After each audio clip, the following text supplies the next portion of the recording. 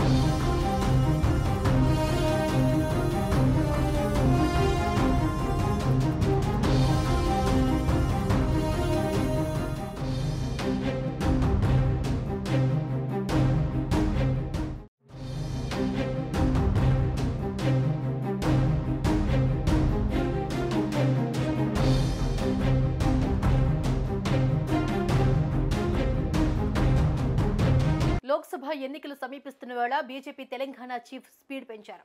వచ్చే ఎన్నికల్లో double digit సాధించాలనే లక్ష్యంగా పావులు కదుపుతున్న కిషన్ రెడ్డి పార్లమెంటు నియోజకవర్గాలకు ఇన్ఛార్జీలను నియమించారు. ఈ మేరకు అధికారిక ఉత్తర్వులు జారీ చేశారు.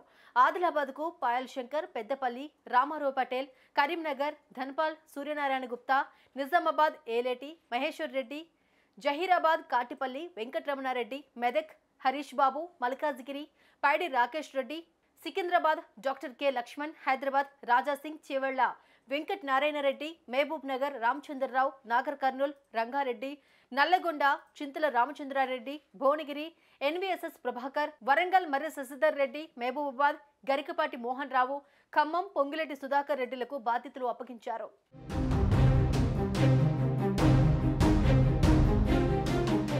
ఇదిలా ఉంటే కేంద్ర మంత్రి కిషన్ రెడ్డి ఆర్ఎస్ఎస్ నేతలు తరుణ్ చుగ్, సునీల్ బన్సల్, అరవింద్ మీనన్తో సమావేశమయ్యారు. లోక్సభ ఎన్నికల ప్రచారంపై అనుసరించాల్సిన వ్యూహాలను సిద్ధం చేస్తున్నట్లుగా తెలుస్తోంది. అలాగే ఈ నెలలో ప్రధాని మోదీతో తెలంగాణలో 2 బహిరంగ సభలు నిర్వహించేలా ప్రణాళికలు సిద్ధం చేస్తున్నారు. ఉత్తర తెలంగాణలో ఒక సభ, దక్షిణ తెలంగాణలో మరో సభను నిర్వహించేందుకు ఏర్పాట్లపై చర్చ జరగనుంది.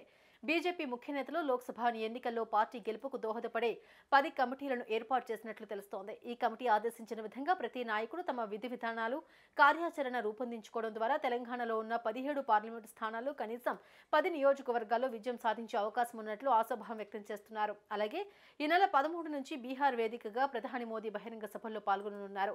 లోక్సభ ఎన్నికల ప్రచారంలో భాగంగానే ఈ సభలు ఏర్పాటు చేయనున్నట్లు తెలుస్తోంది.